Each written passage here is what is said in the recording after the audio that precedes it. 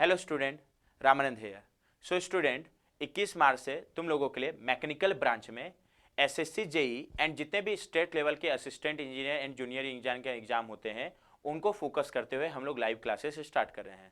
दोस्तों, उसी live classes में मैं रामानंद बंसल तुम लोग के लिए machine design and theory of machine का सब्जेक्ट कवर करूंगा। तो आज हम लोग ये डिस्कस कर गए कि मशीन डिजाइन में हम लोग क्या क्या टॉपिक डिस्कस करने वाले हैं। ध्यान रखना, हम लोग का केवल टारगेट एसएससी जेई का एग्जाम नहीं है, वो तो है ही, बट एसएससी जेई के साथ साथ जितने भी स्टेट लेवल में assistant engineer and junior engineer के एग्जाम होते हैं, जैसे CGPSC assistant engineer junior engineer, MPPSC का, वो सारे एग्जाम को भी हम लोग क्या करेंगे, फोकस करेंगे। Clear point. अच्छा, ये स्टार्ट करने से पहले कि मशीन डिजाइन में हम लोग क्या क्या टॉपिक कवर करेंगे, उससे पहले ये मेरा छोटा सा इंट्रोडक्शन, ताकि तुम लोग फैकल्टी के बारे में जान पाओ। दोस्तों, जैसा मैंने ऑलरेडी बताया, मेरा नाम रामानंद बंसल है। मैंने 2014 में गेट का एग्जाम क्रैक किया था with all India rank 70 in mechanical branch. उसके बाद मेरा सिलेक्शन जो हुआ था, आईओसीएल में हुआ था, Indian oil corporation limited, HPCL में हुआ था and BARC Bhabha atomic research centre में। फाइनली मैंने आईओसीएल ज्वाइन किया था as operation officer in Hazira terminal Surat. वहाँ 1 साल काम करने के बाद मैंने जॉब से क्विट किया और उसके बाद से ही लगातार मैं ये गेट एंड ईएससी एंड जितने भी ये मैकेनिकल ब्रांच में ये असिस्टेंट इंजीनियर जूनियर इंजीनियर के एग्जाम होते हैं उनके लिए मैं क्या कर रहा हूँ, पढ़ा रहा हूँ। ठीक है, ये तो हो गया मेरा छोटा सा इंट्रोडक्शन। अब हम लोग मशीन डिजाइन टॉपिक में क्या क्या डिस्कस करने वाले हैं वो बताएं, डिस्कस करेंगे। जैसे अगर हम लोग केवल एसएससी जेई के सिलेबस का बात करें मैकेनिकल ब्रांच में मशीन डिजाइन में, तो ये मशीन डिजाइन का जो सिलेबस है एसएससी जेई का वो टॉपिक्स हैं। बट हम लोग का टारगेट केवल एसएससी जेई नहीं है, जितने भी स्टेट लेवल में असिस्टेंट इंजीनियर जूनियर इंजीनियर के एग्जाम होते हैं वो सारे हैं।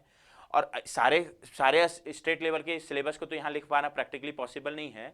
तो हम लोग क्या करेंगे ना, हम लोग ये एसएससी जेई में जो सिलेबस है और दूसरा जितना भी, अगर हम लोग सारे स्टेट लेवल के एग्जाम के सिलेबस को देखें तो अगर हम लोग क्या करें, अपने टॉपिक को डिवाइड कर दें इस तरीके से कि उसमें एसएससी जेई का भी सिलेबस कवर हो जाए, जो हम लोग का गेट एंड ईएससी के एग्जाम का सिलेबस है मशीन डिजाइन का, वो भी कवर हो जाए।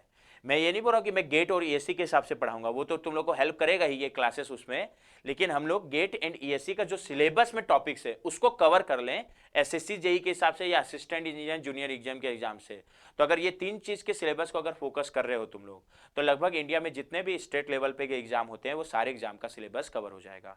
और उसी को ध्यान पे रखते हुए हम लोग जो मशीन डिजाइन पढ़ेंगे उसको हम लोग इस तरीके से टॉपिक में डिस्ट्रीब्यूट किए हैं। जैसे अगर हम लोग बात करें तो सबसे पहला टॉपिक हम लोग जो मशीन डिजाइन में पढ़ेंगे वो डिजाइन अगेंस्ट स्टैटिक लोड है। जब भी मैं मशीन डिजाइन का सिलेबस का बात करूंगा तो बार बार डिजाइन वर्ड रिपीट होगा, क्योंकि इसमें हम लोग को डिजाइन ही सीखना है। डिजाइन का अगर मैं एक बेसिक सा मतलब मानूं तो कोई भी जैसे शाफ्ट है, अगर मेरे को उसको डिजाइन करना है, या बीम है, तो उसमें जब शाफ्ट और बीम को डिजाइन कर रहा हूं तो उसमें कुछ ना कुछ लोड आ रहा होगा। उस लोड के कारण मेरे सिस्टम में कुछ ना कुछ स्ट्रेस आ रहा होगा। अगर वो स्ट्रेस एक पर्टिकुलर लिमिट से ज़्यादा हो जाए तो मेरा सिस्टम फेल हो जाएगा। तो मेरे को डिजाइन करते समय, जैसे मान लो मेरे को डिजाइन मतलब शाफ्ट का डायमीटर निकालना है, तो डायमीटर निकालते समय ये ध्यान रखना है कि उस शाफ्ट में जो भी लोड आ रहा होगा उस लोड के कारण मेरा शाफ्ट फेल ना हो। तो पहला क्राइटेरिया हो गया डिजाइन करते समय कि मेरा शाफ्ट या सिस्टम या मशीन एलिमेंट फेल नहीं होना चाहिए। दूसरा क्राइटेरिया है कि उस शाफ्ट या मशीन एलिमेंट को जिस रिक्वायरमेंट को फुलफिल करने के लिए मैं बना रहा हूं वो रिक्वायरमेंट को वो फुलफिल करे। जैसे अगर हम लोग क्लच का बात करें तो क्लच का बात करें, गियर का बात करें तो गियर का ऑब्जेक्टिव क्या होता है, गियर ट्रेन का एक शाफ्ट से दूसरे शाफ्ट में मोशन को ट्रांसफर करना, तो उस ऑब्जेक्टिव को वो फुलफिल करे।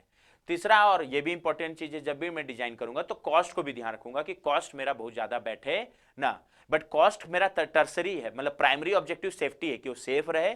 हाँ, साथ में ये भी ध्यान रखूंगा कि कॉस्ट वाइज भी वो मेरे को बहुत ज्यादा महंगा ना पड़े। तो अगर इन सब चीज़ों को ध्यान रखते हुए अगर मैं डिजाइन कर रहा हूँ तो वही चीज़ें, सारी चीज़ें हम लोग को मशीन डिजाइन के अंदर पढ़ना है, जिसमें पहला टॉपिक हम लोग का क्या है, डिजाइन अगेंस्ट स्टैटिक लोड। ठीक है, ये क्या होता है क्या नहीं होता है हम लोग जो ये पढ़ेंगे तो डिस्कस करेंगे। स्टैटिक लोड मतलब सिंपल, किसी पॉइंट का अगर स्ट्रेस टाइम के साथ चेंज नहीं हो रहा है तो वो स्टैटिक लोड का कंडीशन है। और डिजाइन अगेंस्ट स्टैटिक लोड में हम लोग को मेन जो टॉपिक पढ़ना है वो क्या है, थ्योरी ऑफ फेल्योर। तो ये तो हो गया। ठीक है, इसके बाद हम लोग जो टॉपिक स्टार्ट करेंगे वो है design against fluctuating load. Fluctuating load मतलब अगर बचपन में तुम लोग कोई अगर स्टील का वायर है ना, उसको अगर तुम लोग को तोड़ना हो तो तुम लोग कैसे तोड़ते होगे ना, पहले उस वायर को ऊपर की तरफ बेंड करते होगे, फिर सीधा करते होगे, फिर नीचे बेंड करते होगे, फिर सीधा करते होगे, फिर ऊपर बेंड करते होगे, तो उससे वो वायर ना थोड़ा आसानी से टूट जाता है। और ये जो मैं एग्जाम्पल बताया ना, एक्चुअल में यही एग्जाम्पल फ्लक्चुएटिंग लोड या फ्लक्चुएटिंग स्ट्रेस का है, और इसी का डिजाइनिंग हम लोग इस यूनिट पे देखेंगे। ठीक है, तो ये तो जब देखेंगे हम लोग का हो जाएगा। तो ये सेकंड टॉपिक हो गया हम लोग का, डिजाइन अगेंस्ट फ्लक्चुएटिंग लोड। ये कंप्लीट होने के बाद हम लोग क्या करेंगे, जॉइंट स्टार्ट कर देंगे। जॉइंट मतलब जब दो प्लेट को आपस में कनेक्ट करना है, तो दो प्लेट को हम लोग आपस में कनेक्ट कैसे करते हैं, एक तो वेल्ड करके, वो हो गया वेल्डेड जॉइंट। एक हो गया नट एंड बोल्ट से कनेक्ट कर देंगे, जो हम लोग का टेम्परेरी जॉइंट भी होता है, क्योंकि नट एंड बोल्ट को मैं बाहर निकाल सकता हूँ, वो हो गया वेल्डेड बोल्टेड जॉइंट। वैसे ही हम लोग का एक और जॉइंट होता है रिवेटेड जॉइंट, ठीक है। तो हम लोग का नेक्स्ट टॉपिक यही है। पहला हम लोग पढ़ेंगे डिजाइन ऑफ वेल्डेड जॉइंट। यहाँ हम लोग वेल्डिंग करना नहीं सीखेंगे, वो तो तुम लोग प्रोडक्शन में ठीक है, वेरियस वेल्डिंग मेथड क्या होता है वो नहीं सीखेंगे। यहाँ हम लोग सीखेंगे कि अगर इस प्लेट और इस प्लेट को मैं इस वेल्डेड जॉइंट से कनेक्ट किया हूँ, उसके बाद इसमें जो लोड लग रहा है, ये लोड के कारण ये वेल्डेड जॉइंट फेल ना हो, ये ध्यान रखते हुए हम लोग को इस वेल्डेड जॉइंट का डायमेंशन क्या लेना है वो सीखेंगे, ताकि मेरा वेल्डेड जॉइंट फेल ना हो उसमें जो भी लोड आ रहा होगा उसके कारण। सेम चीज को ध्यान पे रखते हुए हम लोग जैसे वेल्डेड जॉइंट पढ़ेंगे, वैसे ही हम लोग सेम चीज को ध्यान रखते हुए मैं क्या पढ़ूंगा कि मेरा जो भी लोड आ रहा है उसके कारण वोल्टेज जॉइंट ना फेल हो, उसमें हम लोग कौन सा जॉइंट पढ़ेंगे, फिर डिजाइन ऑफ वोल्टेज जॉइंट। और सेम इसी चीज को ध्यान पे रखते हुए हम लोग डिजाइन ऑफ रिवेटेड जॉइंट पढ़ेंगे। बाकी अगर रिवेटेड जॉइंट क्या होता है क्या नहीं होता है कैसे डिजाइन करेंगे, तो जब ये टॉपिक कवर करेंगे तो ये हो जाएगा। बस सिंपल अभी ये ध्यान रखो, जब भी दो प्लेट को आपस में कनेक्ट करना है तो एक तरीका है वेल्टेड जॉइंट, एक बोल्टेड जॉइंट और एक रिवेटेड जॉइंट, ये तीनों तरीका हम लोग को क्या करना है, पढ़ना है, ठीक है। ये कंप्लीट होने के बाद जो टॉपिक स्टार्ट करेंगे वो हम लोग का डिजाइन ऑफ ब्रेक। ब्रेक सब जानते हो, अगर एक साइकिल है, गाड़ी है, कोई भी मूविंग एलिमेंट है, उसको अगर हम लोग को रोकना है फ्रिक्शन का यूज करके, तो उसके लिए हम लोग क्या अप्लाई करते हैं, ब्रेक। और इसी डिजाइन ऑफ ब्रेक हम लोग इस टॉपिक में पढ़ेंगे, ठीक है। अगला हम लोग इसके बाद ये कवर होने के बाद हम लोग क्या पढ़ेंगे, डिजाइन ऑफ क्लच, ठीक है। ठीक है, ये कंप्लीट होने के बाद ये हो गया नेक्स्ट टॉपिक हम लोग का design of clutch. Design of clutch हो कंप्लीट होने के बाद हम लोग पढ़ेंगे डिजाइन ऑफ बियरिंग, ठीक है। बियरिंग क्या होता है, एक तो शाफ्ट को सपोर्ट करता है, और दूसरा जब मेरा शाफ्ट बियरिंग पे घूमता है तो हम लोग को ये भी ध्यान रखना है कि शाफ्ट और बियरिंग के बीच बहुत ज्यादा फ्रिक्शन ना हो। ये सारा चीज हम लोग बियरिंग पढ़ते समय देखेंगे, क्योंकि फ्रिक्शन होगा तो एनर्जी का क्या होगा, लॉस होगा। और यही सब चीजों को ध्यान पे रखते हुए हम लोग को दो टाइप का बियरिंग का डिजाइनिंग पढ़ना है, एक तो design of rolling contact bearing और दूसरा design of sliding contact bearing. क्या होता है रोलिंग कॉन्टैक्ट बियरिंग, क्या होता है स्लाइडिंग कॉन्टैक्ट बियरिंग, जब ये टॉपिक पढ़ेंगे तो कंप्लीट हो जाएगा। बस हम लोग को अगला नेक्स्ट टॉपिक जो कंप्लीट करेंगे वो ये है design of rolling contact and sliding contact bearing, ठीक है। दोस्तों ये टॉपिक कंप्लीट होने के बाद हम लोग गियर का डिजाइन पढ़ेंगे। क्या होता है गियर, उसका डिजाइन कैसे करते हैं वो हम लोग पढ़ेंगे, डिजाइन ऑफ स्पर गियर। ध्यान रखना डिजाइन ऑफ जो गियर है ना, गियर में हम लोग मशीन डिजाइन के सिलेबस में पढ़ेंगे, गियर हम लोग थ्योरी ऑफ मशीन के भी डिजाइन सिलेबस में पढ़ेंगे।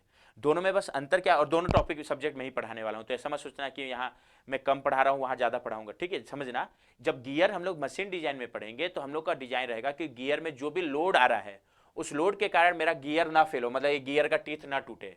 ये ध्यान रखते हुए जब डिजाइनिंग करेंगे तो डिजाइन ऑफ गियर का पार्ट हो गया मशीन डिजाइन के अंदर।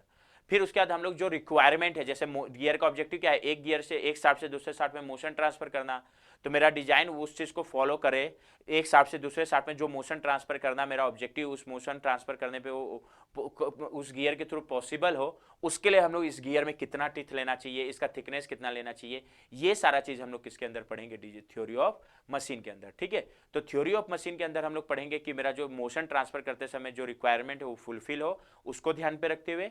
और मशीन डिजाइन पढ़ते समय बताया कि वो रिक्वायरमेंट फुलफिल करते समय इस गियर असेंबली में जो भी लोड आ रहा होगा उस लोड के कारण मेरा ये गियर फेल ना हो, इसको ध्यान पे रखते हुए यहाँ हम लोग पढ़ेंगे मशीन डिजाइन में। तो ये हम लोग का एक टॉपिक हो गया design of gear. Design of gear complete होने के बाद हम लोग पढ़ेंगे की एंड कपलिंग। जैसे ये डिजाइन ऑफ की, वेरियस टाइप ऑफ की क्या होता है, की क्या होता है, जैसे किसी भी शाफ्ट को अगर हम लोग को व्हील हो गया, गियर हो गया, इससे कनेक्ट करना है, और मतलब गियर हो गया, व्हील हो गया, उसको शाफ्ट में माउंट करना है, और मेरे को क्या ध्यान रखना है, वो जो गियर या व्हील हो शाफ्ट में स्लिप नहीं होना चाहिए जब शाफ्ट रोटेट हो रहा है। तो उसके लिए हम लोग क्या करते हैं, उस व्हील को या गियर को हम लोग शाफ्ट से कनेक्ट करते हैं, किसका यूज करके, की का यूज करके। और हम लोग को वेरियस टाइप ऑफ की पढ़ना है, और क्या पढ़ना है उसमें मेन, कि जब ये शाफ्ट और ये गियर या व्हील को हम लोग की से कनेक्ट कर दिए हैं, और जब मेरा शाफ्ट रोटेट हो रहा है उसके कारण जो भी की में लोड आ रहा होगा उसके कारण मेरा ये जो की है वो फेल नहीं होना चाहिए, इसको ध्यान पे रखते हुए हम लोग क्या पढ़ेंगे, डिजाइन ऑफ की। ये कंप्लीट होने के बाद हम लोग क्या पढ़ेंगे, डिजाइन ऑफ कपलिंग। कपलिंग क्या होता है, जब भी दो शाफ्ट को आपस में कनेक्ट करना है तो उसके लिए हम लोग कपलिंग का यूज करते हैं। जैसे कि उसका टाइप है फ्लेंज कपलिंग, क्या होता है क्या नहीं होता है वो सब तो हम लोग कपलिंग में पढ़ेंगे। तो ठीक है, ये हो गया हम लोग का नेक्स्ट टॉपिक जो क्या है, डिजाइन ऑफ कपलिंग। ये कंप्लीट होने के बाद हम लोग नेक्स्ट पढ़ेंगे डिजाइन ऑफ बेल्ट ड्राइव।